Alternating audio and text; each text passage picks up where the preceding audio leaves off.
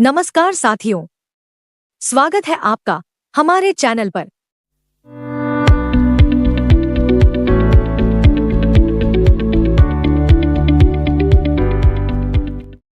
साथियों, आज हम आपको नवरात्रि के उपलक्ष्य पर होने वाली एक ऐसी पूजा के बारे में बताएंगे जहां माताजी की मूर्तियों, श्री गणेश जी, श्री शिव पार्वती जी आदि की मूर्तियों पर आंखों पर पट्टी बंधी होती है और एक निर्धारित दिन तथा निर्धारित विधि विधान से पूजा अर्चना करने के पश्चात इन पट्टियों को खोला जाता है तथा पुनः विधिवत पूजा अर्चना प्रारंभ हो जाती है।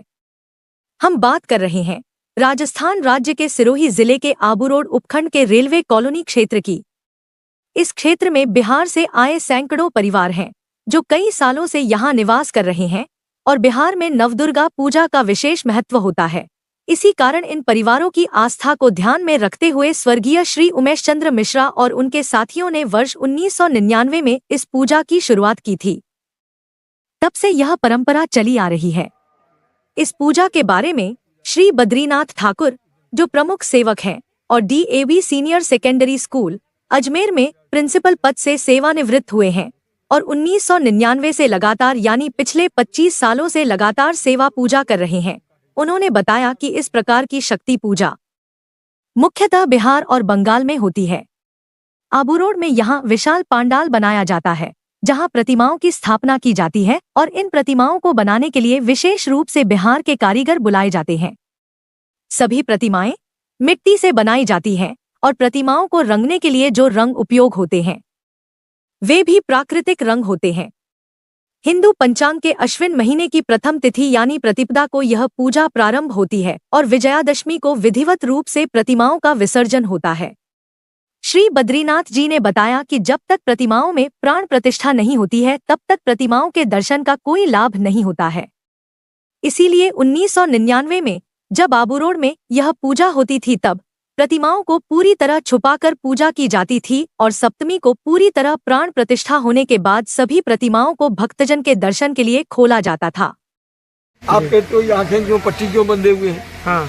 तो ये पट्टी नहीं बल्कि हम इनकी जो आराधना मुख्य रूप से करते हैं, इनमें प्राण प्रतिष्ठा देते हैं मंत्रों के द्वारा, वैदिक मंत्रों के द्वारा, वो सप्तमी को देते हैं। तो जब तक इनमें प्राण प्रतिष्ठा नहीं हो जाती तब तक इनका दर्शन करना, इनको धूप अगरबत्ती करना कोई औचित्य नहीं, इसलिए हम इसको बंद करके रखते थे और प्रतिपदा से ही ये घट की स्थापना करके इनकी पूजा करते थे। और जब सप्तमी को इनकी प्राण प्रतिष्ठा करते थे तब इनका दर्शन होता था।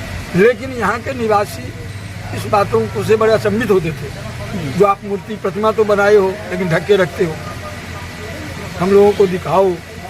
इसलिए अभी प्रतिमा को तो हम ओपन कर दिए, लेकिन जब तक प्राण प्रतिष्ठा नहीं हो जाती तब तक इनके नेत्रों को बंद कर।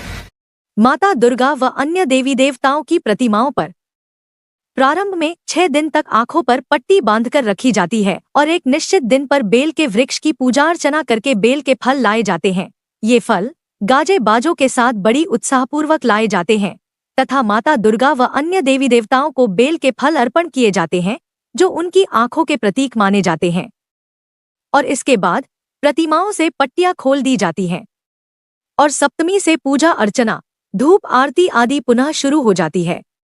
अष्टमी को विशेष यज्ञ होता है जिसमें हजारों भक्त शामिल होते हैं और विजयादशमी को सभी प्रतिमाओं की सवारी निकालकर विसर्जन कर दिया जाता है।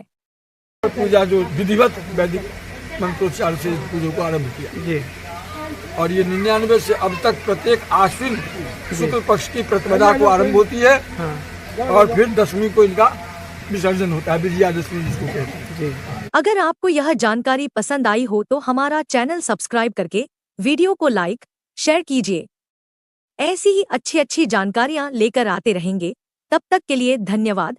जय माता दी, जय भैरू बाबा की।